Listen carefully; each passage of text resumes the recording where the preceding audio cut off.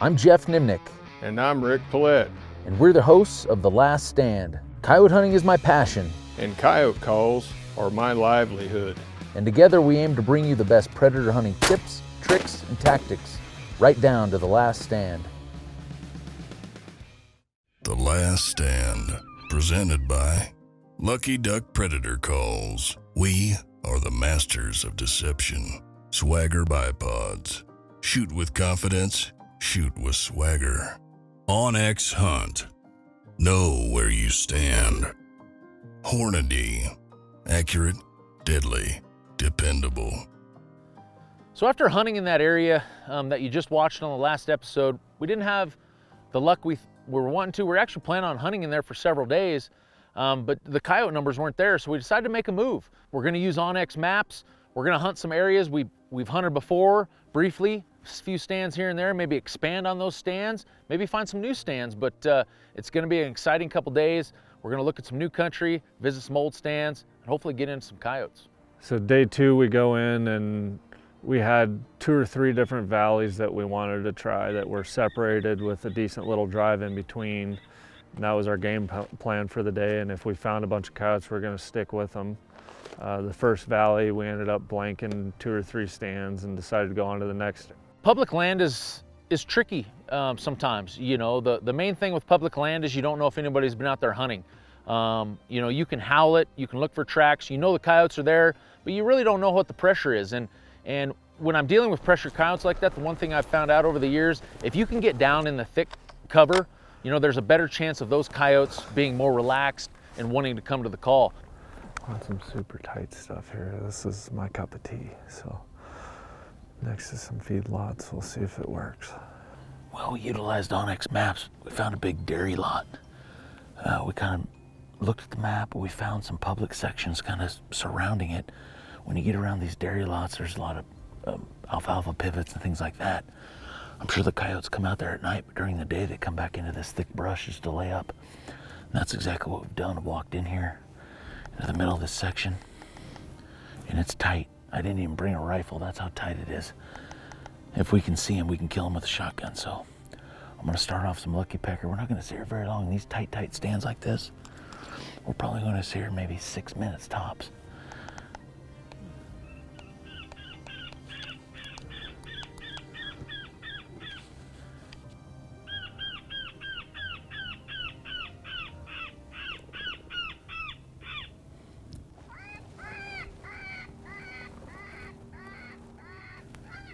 Coming. That's that black lab.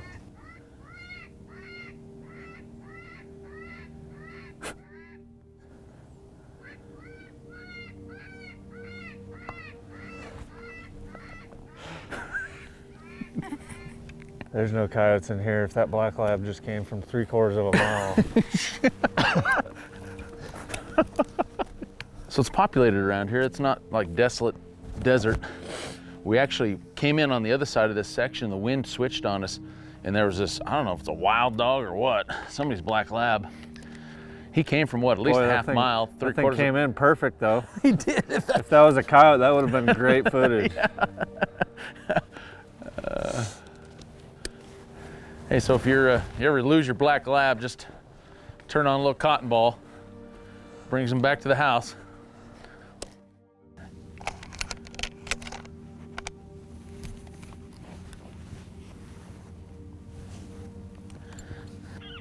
Once again, we're just utilizing OnX maps.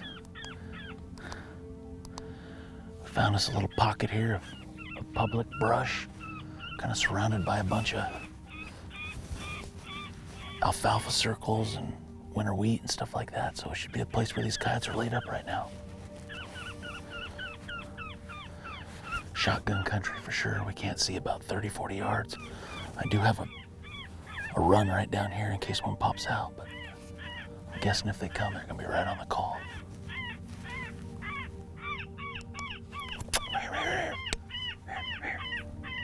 Left of the call.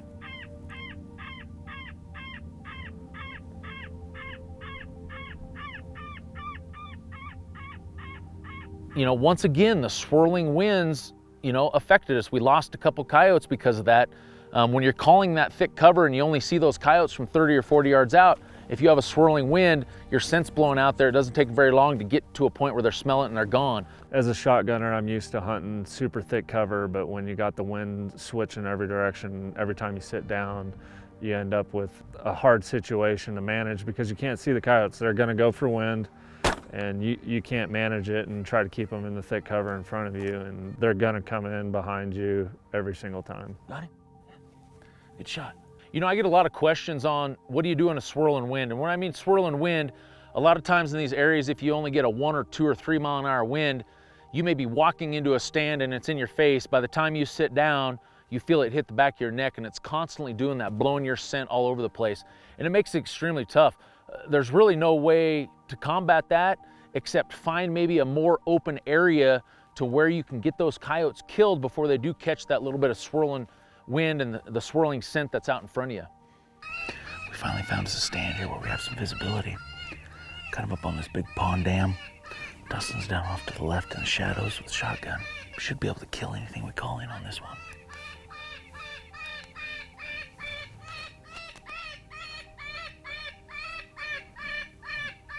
Here, leaving right here. Woo!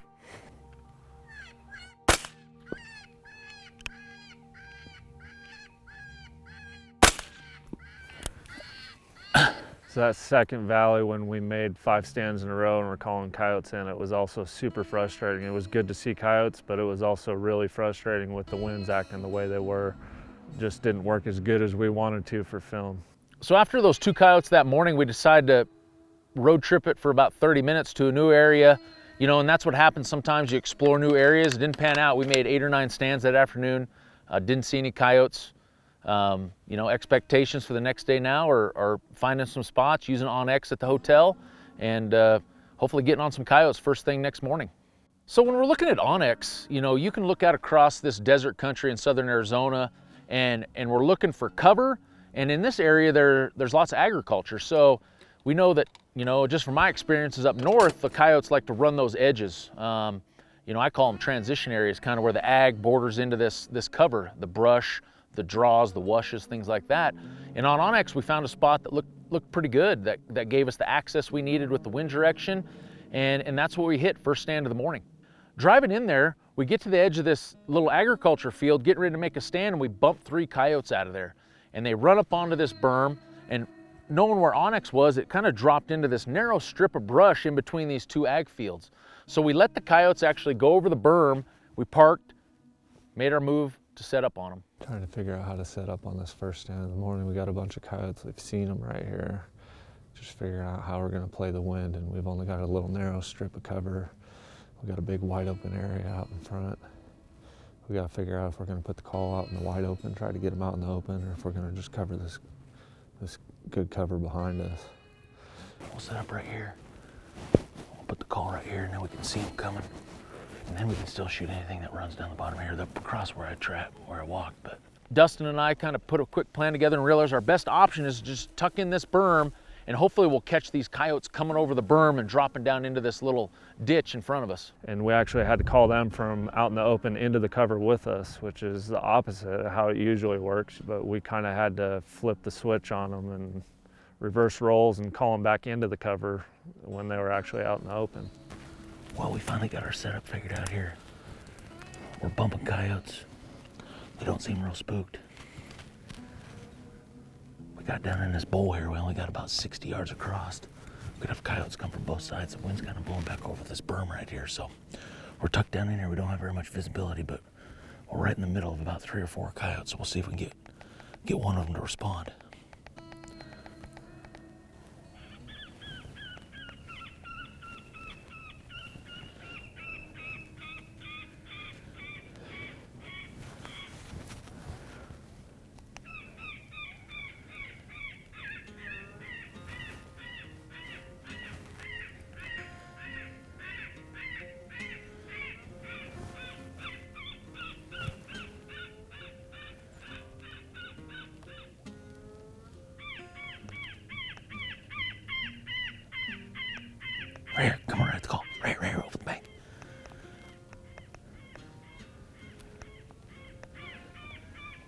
gonna shoot him.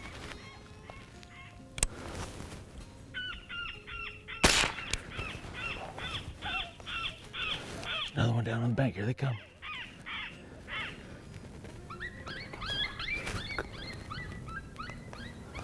Coming down the berm, Patterson.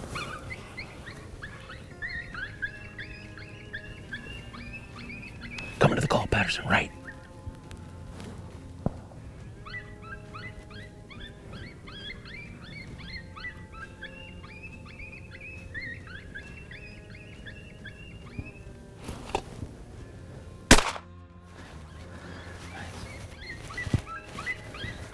Nice. Just had one right behind us, I think.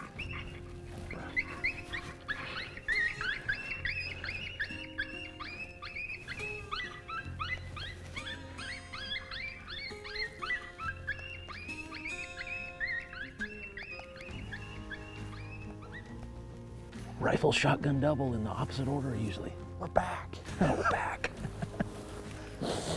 And Patterson made a great, 25, 30 yard running shot on the coyote, and we're pumped. First stand of the day, double down, Arizona public land. That was awesome. That was so cool to watch him come up on that berm. Yeah. It's like skyline on the berm, like they look massive. Like Was there just one? there was one right here, but another one was coming down the berm that way. And he spooked out. And then when this one kind of gave us the little, Yeah. Like, so I was did like- this one. Like instead of just looking at the decoy coming to it. well, heck, he got to about right in that tree right there, didn't he?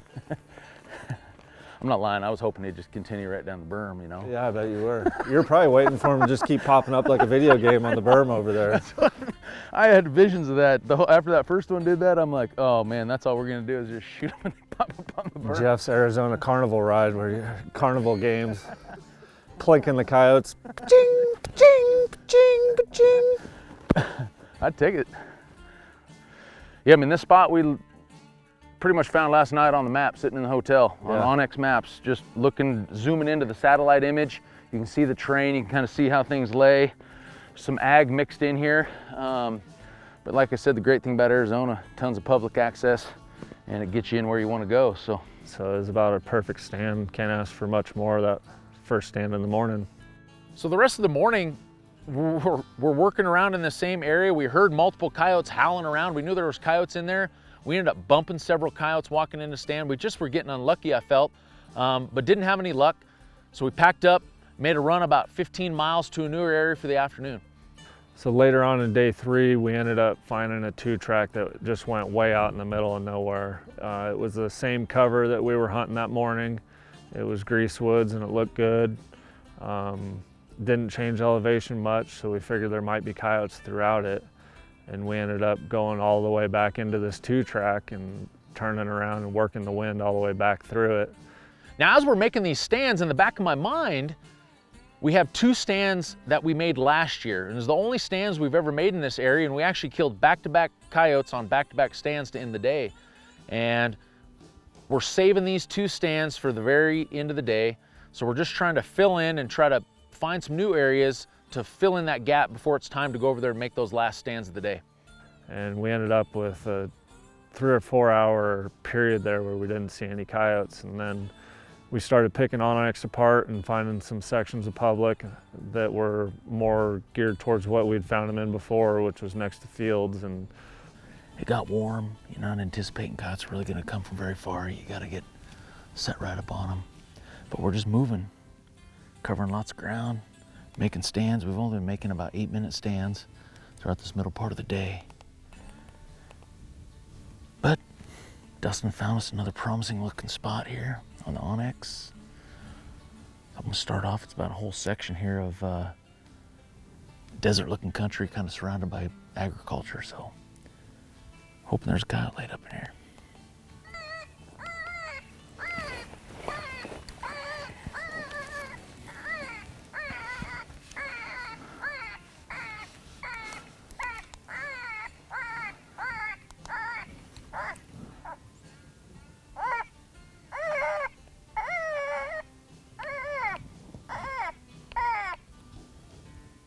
Now, a lot of times when I'm switching sounds, I'll volume the sound down a little bit, switch the sound, and volume it back up to where I was going. And on this particular stand, nobody saw this coyote coming. He was making his way onto the pup distress, and I literally looked out there, did not see a coyote, looked down, volume down, switched the call, looked up, and there's the coyote. Right here, come straight out, right here.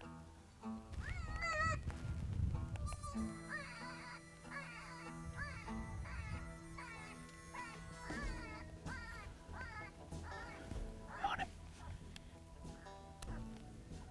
Ooh. Well, if you want to rifle shoot them instead of shotgun shoot them, all you got to do is switch the sound about when they're about 90 yards out there. I was just switching the sound back, and I saw the coyote. He was on a good run coming to the rabbit, or pup, or one of them, I don't even remember, but pup, and I switched to the other one right when I saw him. Not on purpose, but that was enough to check him up. And a lot of times, if they're right there close when you switch that sound, it's gonna be enough to check them up a little bit.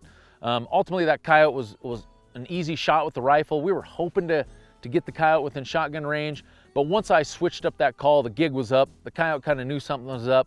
I gave him a minute to kind of see what he did, but just watching this coyote's body language, you could tell he was turned, getting ready to go. Was able to get that coyote stopped out there at 80 yards. That's why you shoot those 53s. Broadside, right in the shoulder. Hornady 53 grain VMAX out of 223.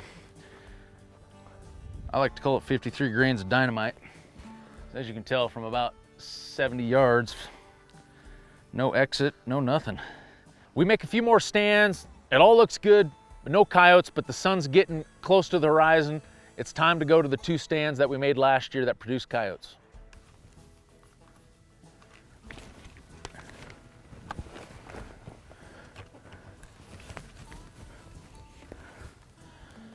While we're chasing the sun here, it's gonna be our second to last stand.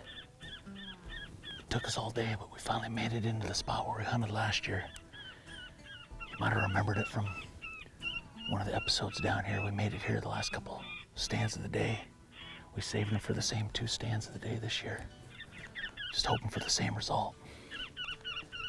Got the wind blowing in our face about 5 miles an hour. Just calling down into a big wash full of thick vegetation.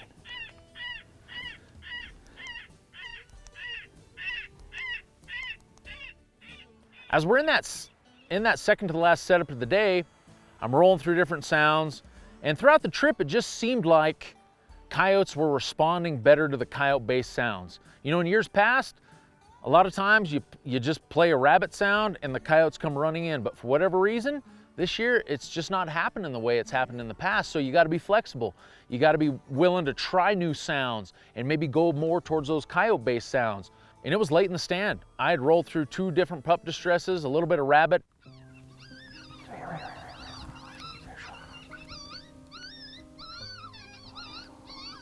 There, Dustin. Get on it.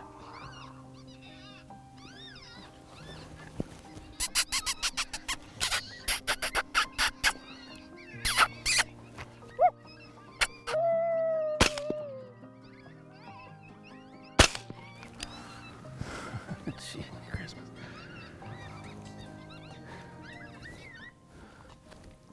Been here about 10 minutes. We're just getting ready to go. I was just glassing, maybe see if he catch some movement.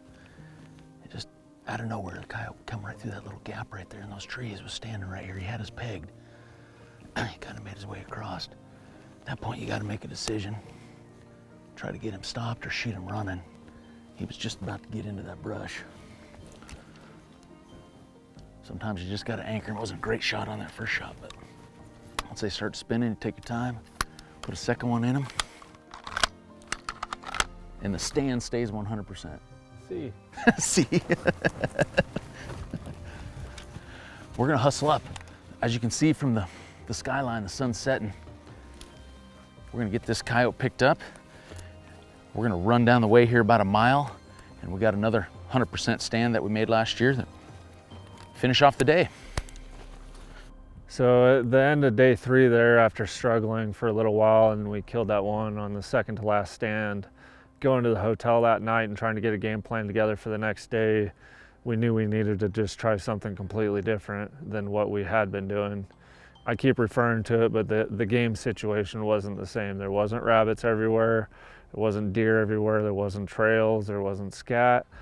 All that stuff was missing this year, and along with that, the coyote numbers seemed to be really down, so we needed to get another game plan together for the next day, and we ended up, for our 4th day, going to some different stuff that we've hunted and actually the ground that we won worlds on.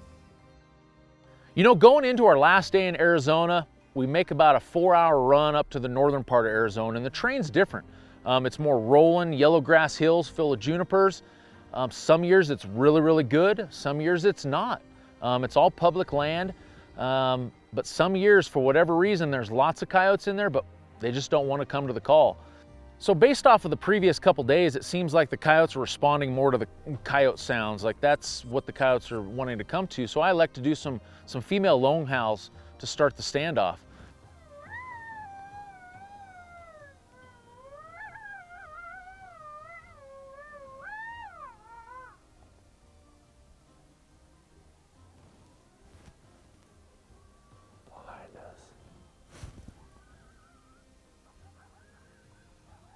We got coyotes howling all over the place. We got domestic dogs howling with them. You know, these coyotes are pretty close, right back over our left shoulder here.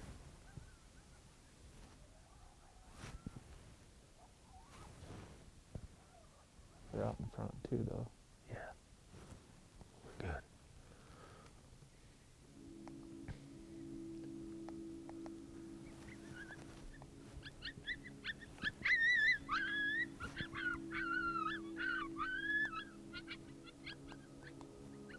There's one coming right here behind us. He's coming in right. Dustin, he's gonna be off your right shoulder. Right shoulder. Coming around.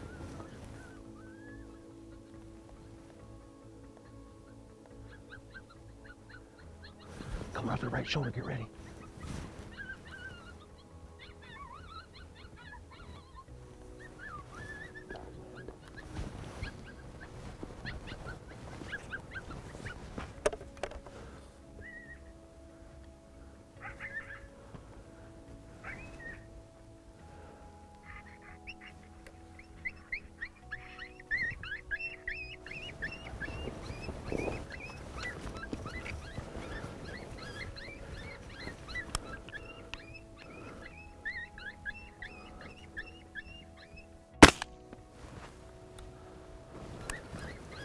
Another one out front. We out here running. Another one out front. See him out there? He's running hard.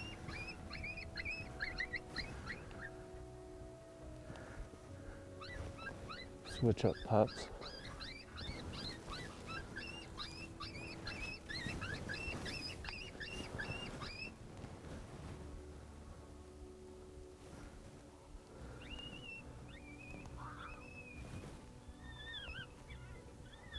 That was the one howling. He was coming over there.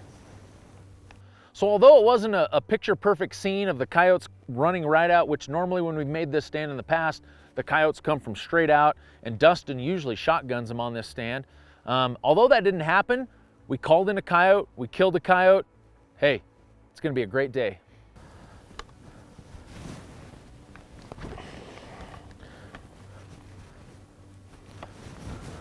Please, Lord, let there be a triple come rolling in on this one.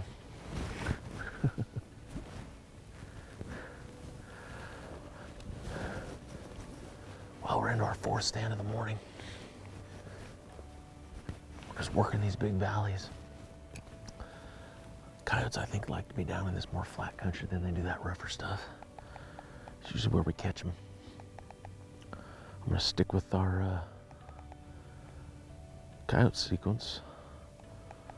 Lone howls into some pup distresses. Give that another couple stands to see how it plays out, and then maybe I'll switch it up if we don't have any more luck. Big open stands. I'm gonna open up the volume here. I'm gonna play these lone howls at maybe 22, 24. Then once I get into the pup distress, I'll probably fluctuate it from 16 to 24. I like to spin the call over here and then kind of raise it a little bit, lower it. Spin the call back over here, raise it, lower it back down a little bit. I usually don't leave it maxed out the entire time. Maybe just run it up for a few seconds, then run it back down.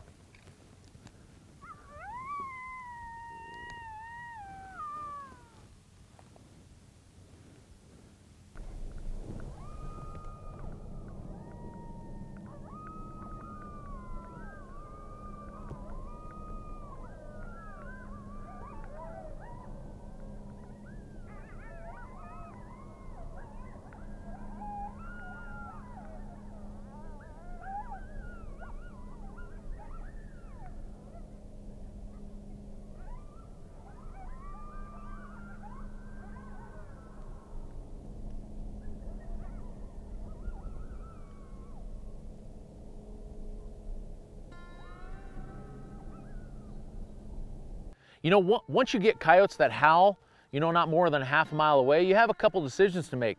You know, you can go right into the rabbit, or you can go right into the pup distress or coyote fights. And on this particular stand, I elected to go right into the coyote fights. It sounded like a couple older pair of coyotes.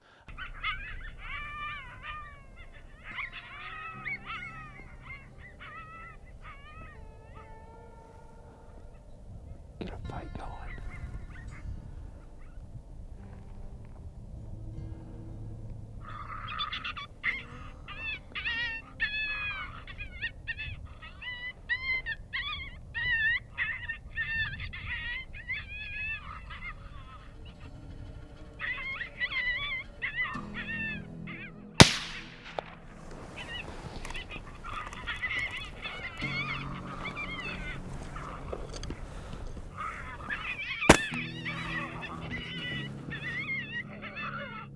I squeezed off the round, hit the coyote a little low, but luckily we were able to put a couple more bullets into the coyote, and we had our second coyote of the day, which is better than most years. Just don't know what to, I don't know why he didn't, I don't know if he was just a young one, all the coyote stuff kind of had him spooked a little bit or what. I figured they'd go for wind around the right side. I was just expecting them to come. But I couldn't, it sounded to me like they're right. I don't think they're up top. I think they're right there in that Yeah, they were bottom. just over it in the valley. Yeah. Well, this one came from a long ways, wherever it came from, but. That's them. They came down from here. I never saw them up here, but they stopped right here, and then they both were going that way. Oh, there was two. Oh, Yeah. You didn't see the second one? no, I never did. I saw the one standing here chest on at the bank. They were both running down when you shot. Well, the one stopped, but Yeah. But they were both running down the same. interesting. You know, this whole trip was planned around using the OnX app.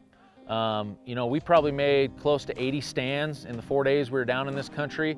We're not special. I mean, it's something you can pick up your phone and load up the OnX maps and do the same thing. You know, plan a trip out west. It's not to say that the coyote hunt is going to be great, but I'll tell you what, it's exciting making coyote stands in new country. You'll never be disappointed doing that. You know, ultimately, I was a little disappointed in the trip just because the coyote hunting hadn't lived up to the expectations of the previous year. But all in all, it's always a fun trip. You know, Dustin lives in eastern Kansas. This is really the main chance I get to hunt with him a year. So it's always fun. We saw some crazy things. You know, we saw an unbelievable amount of quail, saw an unbelievable amount of javelina. We called in some dogs on a couple stands that probably came into the call better than most coyotes that we call in all week. You know, probably one of the most unique things, walking into one stand, we actually came across a stash where smugglers had stashed their backpacks and their carpet shoes. So that was a little piece of entertainment for the day, you know, taking the carpet shoes back as souvenirs. Dustin actually found a lucky hat that one of the smugglers had, a camouflage hat, so he wore that, trying to spur on our luck for the day. You know, those are the things that are really cool. You know, seeing new country, finding new stands, you just never know. You know, down in this country, it might not be great, but you know, as we've seen in the past, you know, you may hit it right and you may have an unbelievable day. But it didn't happen this year, but we'll definitely be back to Arizona.